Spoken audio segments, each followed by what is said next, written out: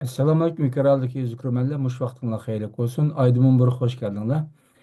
Bizim bugünkü kıymetli mehmonimiz olsa hemen tanıştık. Ustaz alim Muhammed Yusuf Karacın buldu. Muhammed Yusuf Karım hoş geldinler. Rahmet Allah razı olsun. Biz bugünkü programımızda takva doğrusu paranlaşımız. Takva degan vaqtida hammamizga bizim Uyg'urlar tushunchasi qisqa ko'p namoz o'qiydigan ya ko'p ibodat qilgan, shaxsiy ibodat qilganlar bo'lsa taqvo deb ataymiz. Ama men izlenişim jarayonida yoki hozirgacha hamda o'ylanishim jarayonida taqvaning bundan boshqa ko'proq insonniki ma'naviy tarafga xitob qilganligini, ya'ni insonni harakatlantiradigan, ya'ni ma'lum bir passiv holatdan aktiv holatga o'tkazadigan bir ruh ekanligini, ya'ni bir ong ekanligini, bir mas'uliyat eng ekanligini, shundoqla musulmonninki Alloh ilmi bilan yashashdan iborat ashtaq bir ruh ato qilgan nihoyat muhim bir hukm ekanligini azroq qo'shimcha tushunib ketgan bo'ldim. Biz bugungi programmamizda shu taqvoninki yiltizmani shundoqla Qur'oni Karimdagi hadis shariflardagi ta'biri va olimlarning bergan ta'biri, shundoqla biz Uyg'ur musulmonlar hayotidagi taqvoning qanchalik o'rni borligi to'g'risida paranglashmoqchi.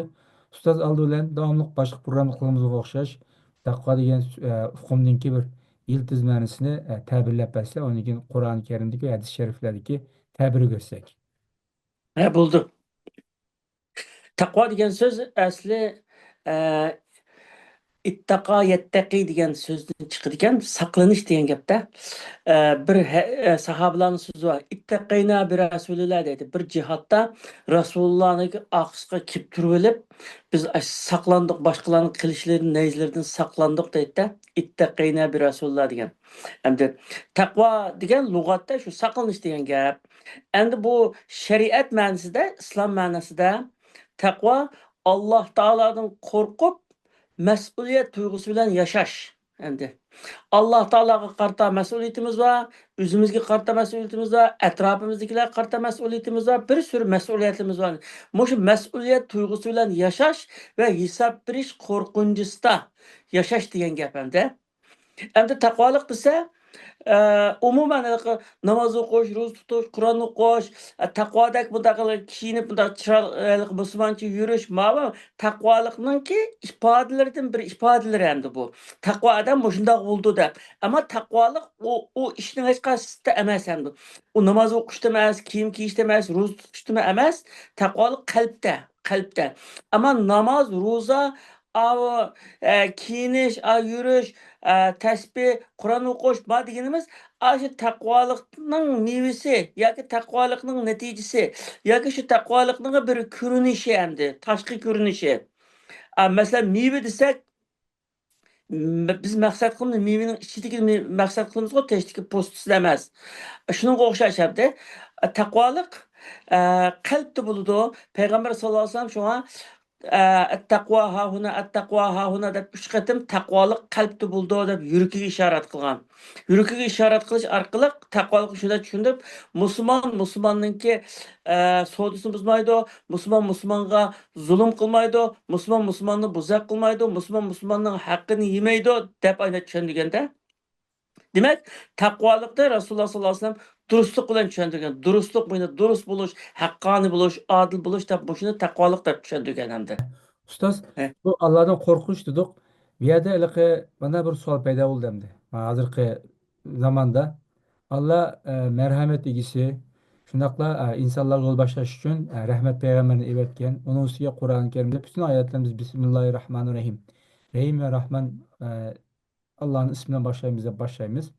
Hatta bazı alimler dedi ki Allah'ın bütün sıfatlarının ki mesela kahhar deyimiz, rızık deyimiz bütün sıfatlarını aldığı da del Rahim ve Rahman buldu deydi. Hatta kahhar isminin aldığıma Allah'ın yani şu merhamet bilen kahhar buldu da bana ifade ediyor galiba. Del şu noktanın hem Allah'tan korkuş diye vaxtıda Allah bizi şunca rehim kıldı.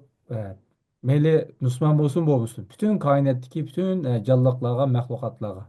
Üzüge isyan kılgan ne de tutulmaydı Allah'ıma. Del muş noktadan muştak mihriban, rehim bir yaratışımızdan korkumuz, korkuşumuzu takvalık dep qaraydı ekanmiz. Bunu biz qanday tushunsak bo'ldi? Bu yerga qo'rqish hamda dunyoda har xil qo'rqish bor. Odam qorong'idan qo'rqadi, zolimdan qo'rqadi, eski adamdan qo'rqudi, qonunning jazosidan qo'rqudi.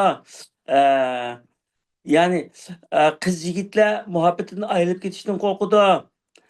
E, ishqilib qo'rqish bor. İnsanlar yirtqich hayvondan qo'rqudi. Demak, nurg'un qo'rqish bor shunda, ama qo'rqishlar bor. Endi Alloh taolodan qo'rqish qanday qo'rqish desa, Alloh taolodan qo'rqish xuddi bizga bak yaxshilik qilayotgan birisini ranjitib qo'yib, yaxshilikning uzilib qolishidan va u yaxshilikninki qiladigan yaxshilikninki jazoga aylanib qolishidan qo'rqish hamdi. Tam mushunda mushun deydi ulamolar. Alloh taolodan qo'rqish, biz zolimdan qo'rqamiz. Alloh taolo zolim emas. Achchiq yomon odamdan qo'rqqanday qo'rqmaymiz. Deb. Ya qo'rqinchli nimadan qo'rqtirgan qo'rqinchli emas yoki zolim emas. Alloh u qadar mehribon. Ammo Alloh taoloning bizga qilib kelayotgan yaxshiliklarining marhamatining bizga uzilib qolishidan va bu marhamatning jazoga aylanib qolishidan qo'rqamiz. Alloh taoloning Rahman Rahim degan sifati, masalan, shu Qur'on Karimning Bismillahirrahmanirrahim deganda shuningda bayna Fatiha surasinin bor. Demek o siz degandek oldida turdi. Alloh taoloning rahmati g'azabining oldiga o'tib ketgan degan hadismi bayna. Shunga marhamati nacha hasi marhamati bo'lsa, g'azabi haqliq bo'lgan chog'da, kerakli bo'lgan chog'da Allohning g'azabi davriga tushadi. O chog'da jazolaydigan jazolaydi. Ammo marhamati shunda bakkan hisobsiz cho'nqur hamda. Shunga Allohdan qo'rqadi. Allah'tan başka bir bu dünyada insanların bunun da qo'rqqandek emas. Allah Taala'nın ki şu mihir şefqatinin, yaxşılıqının ki bizga qilayotgan yaxşılıqının, nimetlerinin ki üzülüp qolishidan qo'rqishamdi. O üzülüp qolgandan nima keldi? Üzülüp qolgandan bizga qiyinchilik keldi, azob keldi, zo'rlik keldi endi shu. Ustoz undaqda yani biz bir Allah yaxshi ko'rgan birininki onun ko'ngli ranjitib qo'yishini saqlanish. Yani Allah buyurgan işlerini yani günah, haram işlerden yüzümüzü yiraklaştırış. Yani Allah'ınki belki bizi peziletinden, nimetlerinden, onundan ayrılıp kılıştan saklanış diye mənada. Yani yüzümüzde He. haramını qoğdaş, xeyim xatardan qoğdaş, manda qoğda vaqtda Allah'a yakın bulumuzdan dep düşündüm ben bunu. Hı hı hı hı. Tıkım Yani yakın bulunuz. Hem yakın buldu düşüngen buldum. Bu meninkili izleniş jarayonida bu xavf bilan xashiyani ayırıydı ekan hamda. Xavf deganimiz siz degandek normal insondagi bir qo'rqishdan iborat bir Korkuş ha. psixologik holati. Chunki inson normalda qo'rqish normal bir psixik holat deb bilma. Ammo bu yerda qaysi narsani qo'rqish yoki bunda urunliq qo'rqish deb bunda bir ayirish to'g'ri keladi Hı. bu narsani. Shu Allohdan qo'rqish degan vaqtda bevos Allohdan emas, bundaq Allohning rahmetidan, fazilatidan ayrilib qolishni ansirash. Geliştim korkuş ha. A nuqtadan qo'rqish. Agar mandaq tushunadigan vaqtimizda undaqda bizning her zaman mehribon va rahim bir Allohninki borligini shundoqla bu shundoq Allohga sufati Allohga ishongan vaqtimizda o'zimizdan boshlab atrofimizdagiga sevgi bilan mehr bilan muomala qilganligimizni shunga bu ahvolda shu nuqtadan bal tarbiyaga vaqtida Allohninki davomli g'azablangan gunoh o'tkazib bandalarni darrov jazolaydigan undan darrov uni deymiz do'zax tashlaydigan bundoq qo'rqitucu bir Alloh emas, balki g'azablangan vaqtida yoki ya'ni o'ziniki bandalariga mehr shafqat bilan adolat bilan muomala qilgan bir Allohdan iborat Allah tushunchasini farzandlarimizga atrofdagilarga tushundirsak, bu mehr muhabbatni o'rnatishda o'zimizni yaqinlar bilan texim unumli rol o'ynamliki deb o'ylayman. Chunki bizniki bal tarbiyasida sizlar yaxshi bilinglar, ko'proq haliqi Allohninki mehr shafqatini bakroq, Allohninki kuchligiga va qudrat tarafiga bakroq haliqi markazlashib, mau sevgi yoki mehrdan iborat sifatini sal sarqaydigan ahvollar bor deb o'ylayman. Chunki bizni bolalarimizni qo'rqatgan vaqtimizda ana qoyil qilishdan bakroq ana qo'rqitishdan bakroq hamda nimalarimiz markaz ishimiz Korkutup başkurtkan boshqarish mesela. shunaliqi buni Alloh tushunchimizda bevos munosabatlik deb o'ylayman. Ya'ni Alloh tushunchimizda e, zo'r darajada mas'ul bo'lganligi uchun Allohning mehr shafqat rahim tarafini sal bal tarbiyagan unutib qilib ko'proq nima tarafiga do'zaxdan qo'rqitadigan darhol jazolashdan qo'rqitadigan darhol deymiz qattiq qo'lliqdan qo'rqitadigan, kuch bilan qo'rqitadigan ahvollar sal mavjud. Shunga mushu ahvol amaliyotda bu bal tarbiyamizga nihoyat cho'nqur ta'sir ko'rsatgan deb o'ylayman. Shunga Albatta, albatta. buni sizlar qandaq bir Endi qaraysiz? aşı nimeni desəң, vallah şunda buldu ya. Öyle qandaq yaşası şunda oldu ya. Biz bu rəhim şəfqətini, Allah Taala'nın rəhim şəfqətini, özümüzdənki rəhim şəfqətini köstüb ballağa müyda qılğandan keyin bu rəhim şəfqət eڭi aşıdı. Rəhim şəfqəti muamele qilishni öyrənidu. Özümü rəhim şəfqətdə çoğ bolğan, rəhim şəfqətni körəb çoğ bolğandan özümü rəhim şəfqətlik adam boldu da. Endi onun əksiçə daim də qorxutuş bilan anda qılsan dozaqqa kirsən, bunda qılsan Allah'ın qəzibiga uçraysan, ya anda olursan, bunda olursa degenge oxşar şeylərə qattiqlik, qorxutuş asaslıq bunda bolsa, ballarınki ko'ngil tushida yirigilik paydo bo'lib qolishi mumkincha. Rəhim şəfqətdən bəkrak bunda vəhimə və qo'rqitadigan shunda nima bo'lib qolishi mumkincha. Shu rəhim şəfqətdən söz etish kerak ballarga. Ballarni o Allah Taala'nın azabıdan, dozaqdan bunda qo'rqitish to'g'risida anda qo'rqitib gap qilmay, faqatla shu shunga tashabbus qilish, tashviq qilish, qiziqtirish, Allohning marhamatiga iltijo qildirish, talpindirish asosida shunda bo'lsa, ballar o'zimi mehr shafqatlik bo'ldi ekan. Chunki bu mehr shafqatni biz diginimiz bilan u yoshimizsa, shu qutining ichiga sep qo'ygan atirdek deganda purmaydi teshqandi uni. Biz bunda mehr shafqatni o'zimiz sep so'zlab, og'zimizda deb amaliyotda yashatsak uni, onunki purg'i bo'ladigan gapkan hamda u. Şuna mehr şefqatga ballarına emas, bütün insaniyet, bütün canlılık mehr şefqatga muhtaç. Mehr şefqat bilan her qandaq ishni qilg'ul bo'ldi. Bizni deydi hali tatliq yaxshi so'z toshni eritadi deydi masalan. Shu mehr shafqat shu shafqatlik ko'ngilni eritadigan bir gapni qilgandan keyin naqad odamni qoyil qilg'in bo'ldi masalan. Bular bal tarbiyasida shu kuyimchanlikni, mehr shafqatni qilish bu Alloh taolaniki bizga bo'lgan mehr shafqatini nayt bak jiq so'zlab berish kerakda. Biz Alloh taolaniki axloqidan ügünüşke ballarını təşəbbüs qilish kerak endi. Ustoz bu bayatdan ait mühim bir gap diqqatimni tortdi. Mas'uliyat enge bilan yashash, ya'ni o'zimizga nisbatan atrofimizga Allohga qarshi mas'uliyat enge bilan yashash. Ya'ni ong degan gap bu intayin muhim deb o'ylayman. O'tgan programmamizda sizlar musulmon, mo'min, undan keyin yana bir darajaga muhsin deb daraja Taqva. qo'yganlar.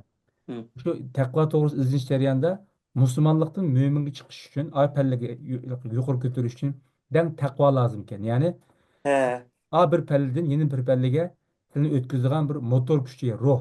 Onun ismi takva oldu iken. Aşağıya çıkıdığın. Onun için müminden yeni bir derecesi mertebe dediler. Onu unutulup kaptım ben. O En mertebe, muhsin. Hı he, hı. aşı mertebeye çıkış için ben del takva. Aşı an lazım Taqva. iken. Yani biz pasif haletten aktif hale geçiş için del takva. Aşı mesuliyet eme. Lazım iken. He. An diyen lazım iken. Mesuliyet ene. Mesuliyet Taqvalık eme. tam mesuliyet ene. Mesuliyet eme. Bu eğer Muşu noktasına qaraydigan bolsak hamda. Yani bu demek davamlı özümüzü tekşürüp duruşumuz, nefsimizi tekşürüp, hesap so'rab turishimiz, ish harakatlarimizni biz zat nima ishni qilyapmiz, tushunchamizni qanday masala bor, ish harakatlarimizda qanday masala bor, boshqa insonlar bo'lgan Hı. qanday masalalar mavjud.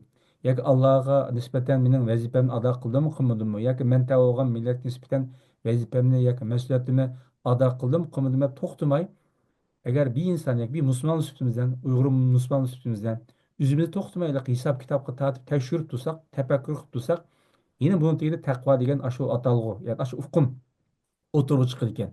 Del muşu noktada yine bizde bir bazı bir mesele var dep qarayım. Eğer bu mesuliyet noktasını qaraydigan bolsak takvalıkka. Undaqda ba'zi bir masalalarni cho'qim qat'iy o'ylanmasak va o'zimizga diagnoz qo'ymasak bo'lmaydi deb o'ylayman. Sizlar bu to'g'risida cho'qim o'ylandi deb o'ylayman endi. Sizlar buni qanday qaraylar?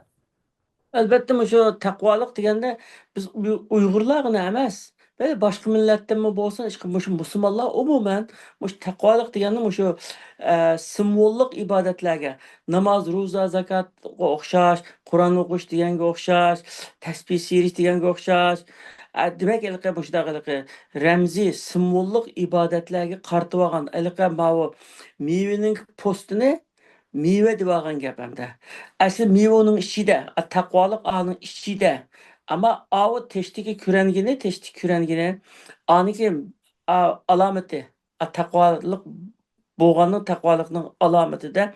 Masalan, bu iman 70 neçə şaxtın tərkib tapıdı. Yuqurisi la ilahe illallah, Allah'dan başqa ilah yox degan kelime ən tüyünü yoldaki əziyyətini evitiş deyə düşünəməm də. Ən tüyünü imanınki ən tüyən derecesi yoldaki əziyyətini evitiş deyir. Yoldaki əziyyətini evitişinin üzü iman emas. Avu ədəmdə başqalarına ziyan yetmesin, başqalarının ziyandan qoğda deganning itiqadının üzü iman. Avu iman. Avi qilg'ini aniki evatqini yo'ldan evatqini shu ko'ngildagi iymonning mevasi asiri avi shunga taqvolikmi odamning ichida ko'ngilda bo'ldi haligi uning qilayotgani ibodatlari durustligi axloqi muomalasining yaxshiligi ammo shu taqvolikni ko'rsatdi ammo bizda simvollik ibodatlarga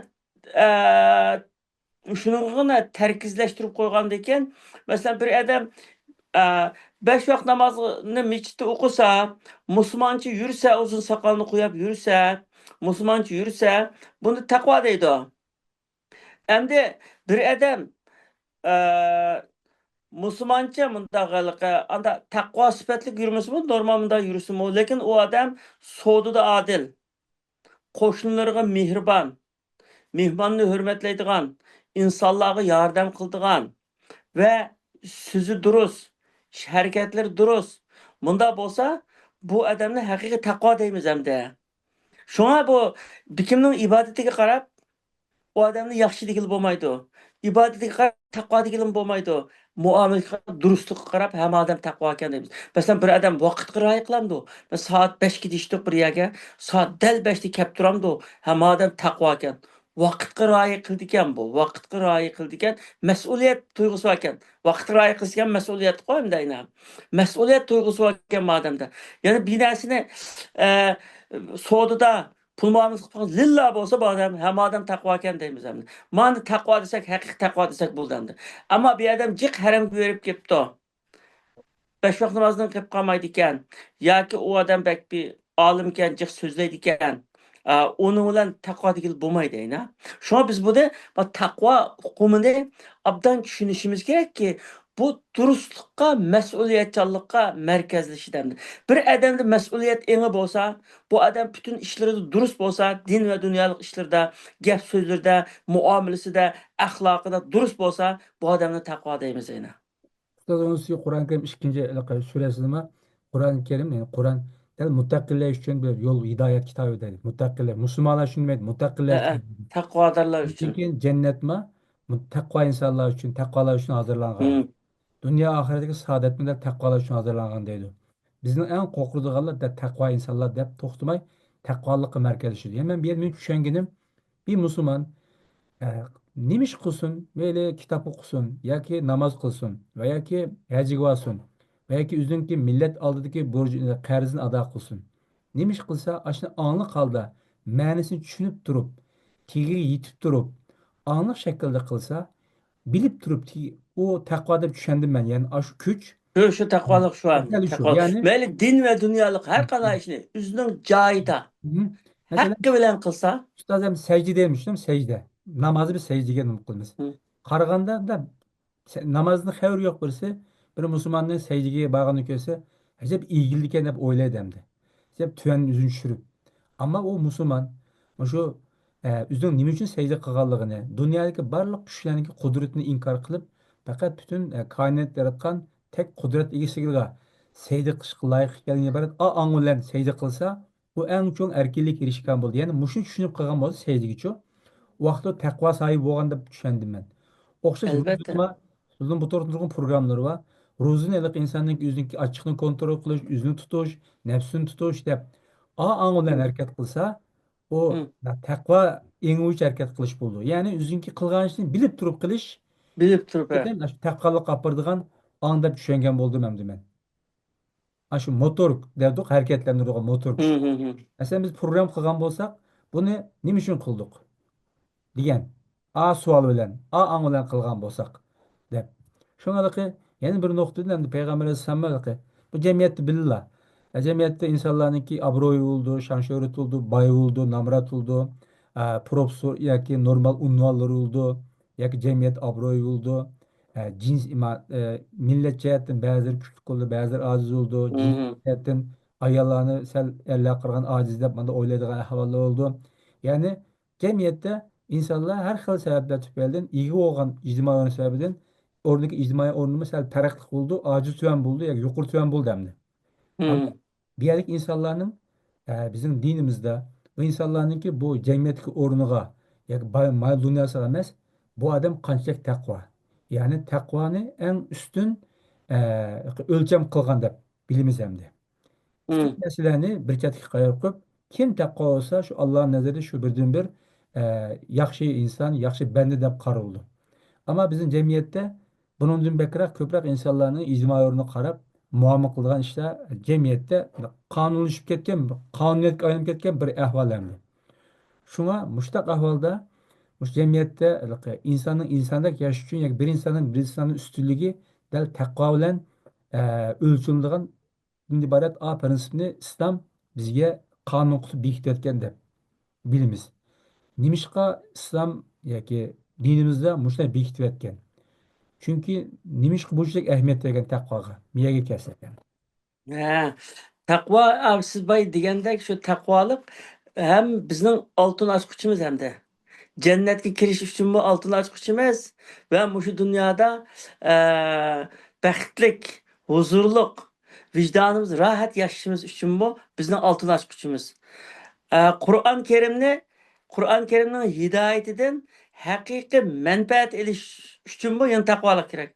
Hudallil muttaqin deyli. Taqvodorlar uchun hidoyat degandan Qur'ondan foydalanish uchun taqvo bo'lishimiz kerak hamda. Jannatga kirish uchun taqvo bo'lishimiz kerak. Alloh taoloning muhabbatiga erishish uchun taqvo bo'lishimiz kerak. Innallohu yuhibbul muttaqin deydi ana. Taqvolik biz uchun hamda her qandaq bir musulmonninki eng yetmoqchi bo'lgan eng yuqori pallasi taqvolik hamdi. Taqvolikqa erishish jannatga kirishning, bu dunyoda huzur halovatli yashashning, Alloh taolaning muhabbatiga erishishning, hayotning ma'nosini, haqiqiy ma'nosini tetishning birdan bir yo'li, birdan bir ochqichi bo'lgandan keyin taqvolik ashunchalik muhim hamdi. Shunga har qanday xutbada xutba so'zlaganda ve Allah'tan korkanlar ya eyyühellezine amenu takullaha deb Allah'tan korkanlar deb başlaydı. Ve imamlar, hatipler üzemni ve sizlerini Allah'tan korkuşka davet kılman, tavsiye kılman deb başlaydı mesela.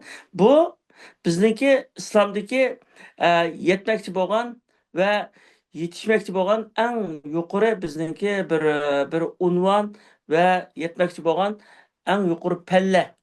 Aşı pellega yetiş kerak. Şu pellega qarab manga demdi musulmonlar. Aşı pellega qarab ilgirlash kerak hamda. Shunidan qanchalik hosil qildi? Taqvolikni to'liq hosil qildimi? 50% taqvolik hosil qildimi? Qanchalik taqvolik hosil qildi? Shunga qarab oxiratda uning mukofotini ko'raydi. Jannatga darajasimi? Aşı taqvolik darajasiga qarab bo'ladi. Taqvolik darajasiga qarab jannatning Firdavs jannati va masalan Cennet adni deydi o mesela her xil şu cennetlikçe mertebesiga qarab jannatga kiritgan gap. Shunga taqvolik bizningki birdan bir hosil qilishga tegishli bir ishimiz endi. Tabii biz bir Uygur, bir Müslüman, bir şu Şarkı Türkistan, şu zemininki ilgileri hesaplamız hem de. O ağırlıkı ahvalın, üyedeki ahvalına demişsek mi, hepimizin ait ayın da bilme. Yani bizimki o şu millet nispeten bir mesuliyetimiz var hem de. Mesuliyetimiz var. Ama chet elga kirib turibmiz, bizning bütün meselemizning tagida dal o'ylayman de.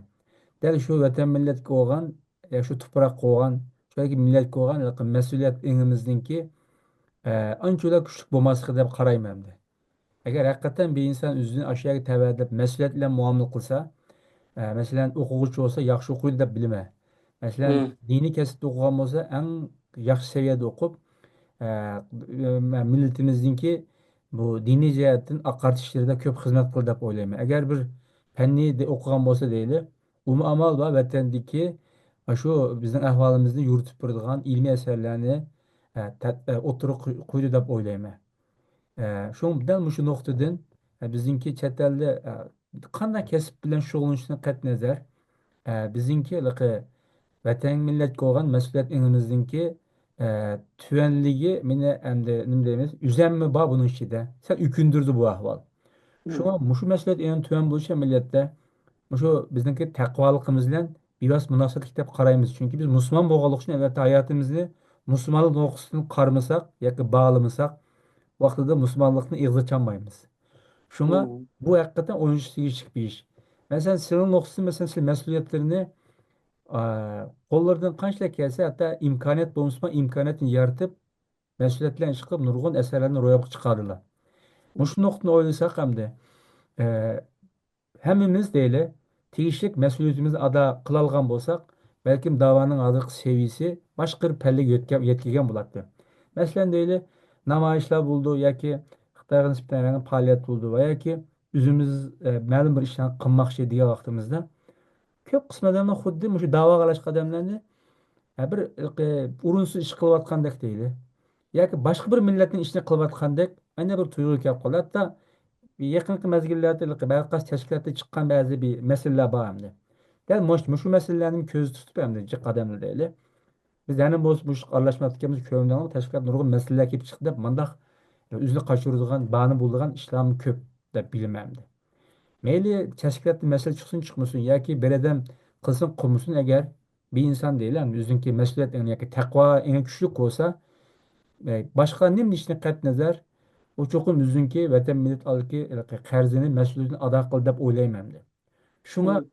dinimizda agar madem bizim dinimizde yoki musulmonlarligimizda taqvo birinchi o'rin turdi undaqda bu chet eldagi bu pasliqimizni mas'uliyatimizin tuvanligining ki sababdir bor deb o'ylaymiz. Taqvoligimiz masala deb o'ylaymiz. Shu masalada sizlar o'ylaganlar bo'lsa yoki taklif fikrlar bo'lsa buni bir o'rtoqlashgan bo'lsalar.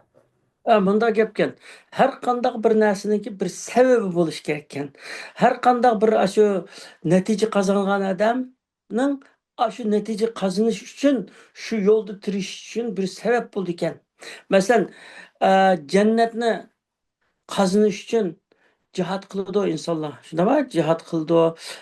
Jannatni qozonish uchun farzlarni ado qilamiz. Nurg'un ishlarni qilamiz. Nimishqa men bu jannatni qozondim deb sabab jannatni qozonish. Mushu dunyodami mushu qilmoqchi bo'lgan mushu ishlardimi? Vatanning xizmati deyli, xalqning xizmati deyli. Mushuninki o'zimizga shuning bir sababini, mushuning uchun men qilaman.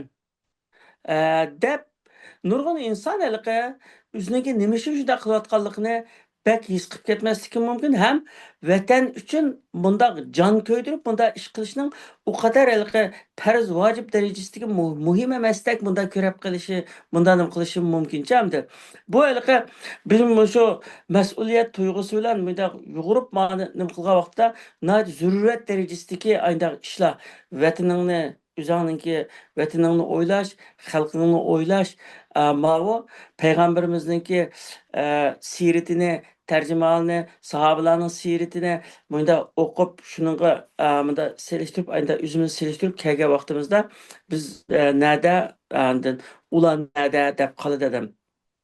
Chunki ularda vatanga bo'lgan mas'uliyat tuyg'usi shunday yuqori.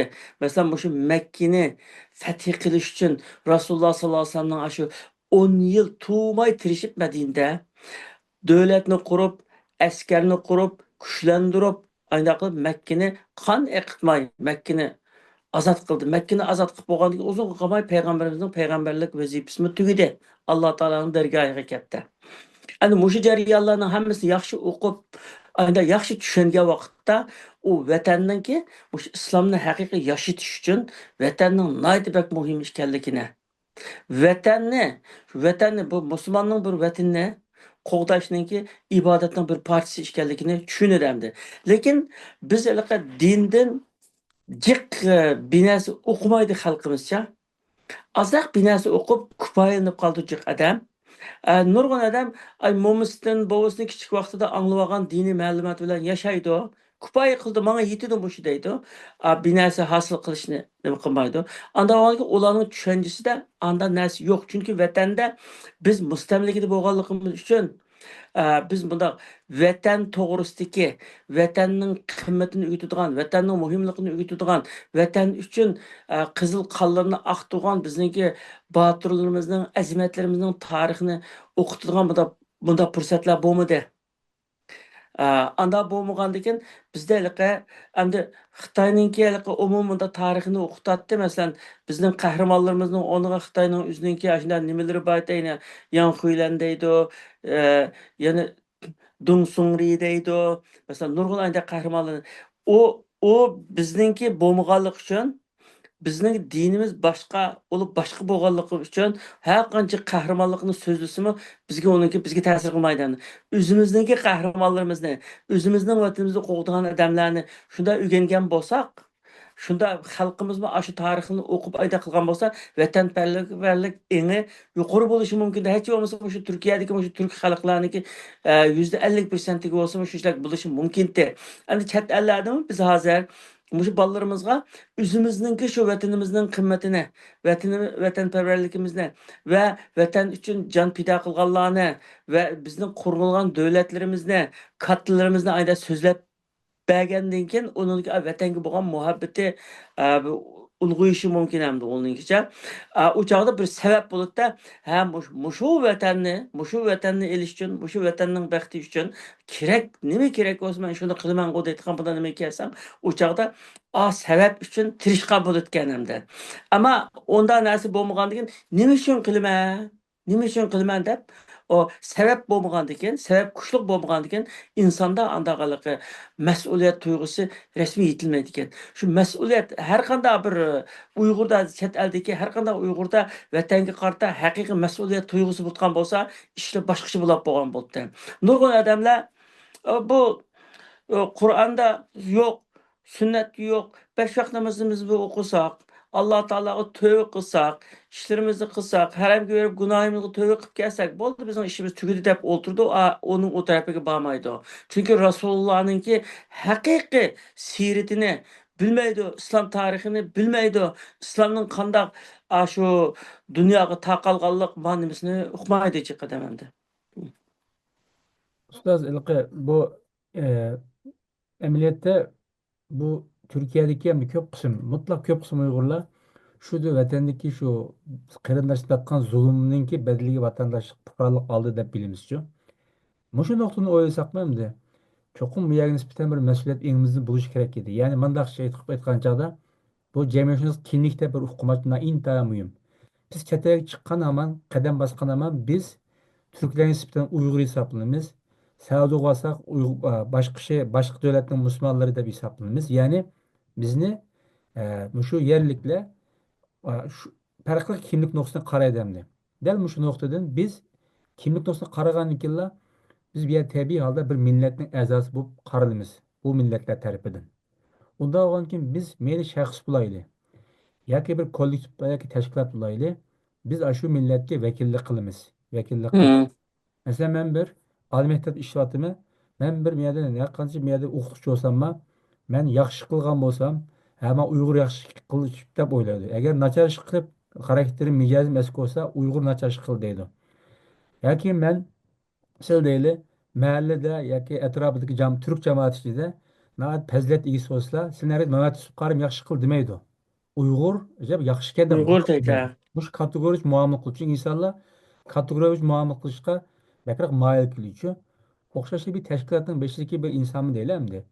O'zini bir tashkilotning beshidagi inson bo'lish bilan birga men shu manga ergishayotgan yoki manga ko'ngil bergan insonlarniki vakili deb mas'uliyat eng bilan deyli harakat qilib butun ish harakatlarga diqqat qilib her bir çıkan ağız sözü, her bir çıkan iş hareketi, yoki kılgan gibi veya ki yazgan bir nesneyle mesuliyetle muamele kılsa değil, hem mesuliyetin ki teşkilatın avroyunu qoğdap qoğan buldu, hem ergeçken insanların kalbini tutkan buldu, şunakla başka teşkilatın sırtaki insanların nispeten mailliğini kozulgan buldu. Yani demek çoğunun biz chet elde meyli yüzümüzün yaraklaştırıyla Uygur cemaatinden, ya ki yakın turaylı biz Bərabər şu yerlikler tarafından başka bir millet dep qaralımız.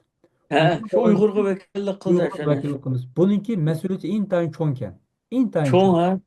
Yani ben 22 yıl Türkiye'de yaşavatkalı. Men hiçbir zaman adil mındak kılıp oylamaqlıq. Uygur mındayken de hep oylaydım. Uygur deydi. Şungalıqı bu mesuliyet degan narsa o kadar mühim ki dep oyladım ki bu chet ellik Uygurlarga nispeten.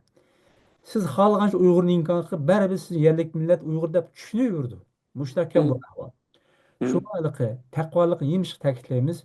Nuqul bu ibodatlardan cheklanib qolmasdan balki hayotning hammasini o'z ichiga olgan hayatımızda ait anlık yaşayışlar şundakla nait ma'nisini bilip kıymetini bilip yaşayışta nait mühim atavıken ufkumken dep oyladım.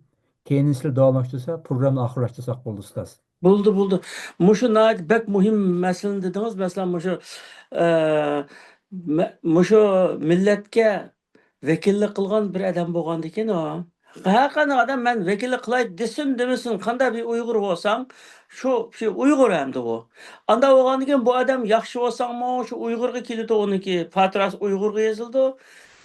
Uygur milletiga abdan bolsa mı, yaxşı bolsa mı, yaxşılıkın yani şu Uygur milletiga yezildi. Anda bolğanki bir yerde çoğun bir mesuliyet duygusu buluş kerak bir yerde. Ha men ma işini üzerinin nefsi üçün men yalgın ettim.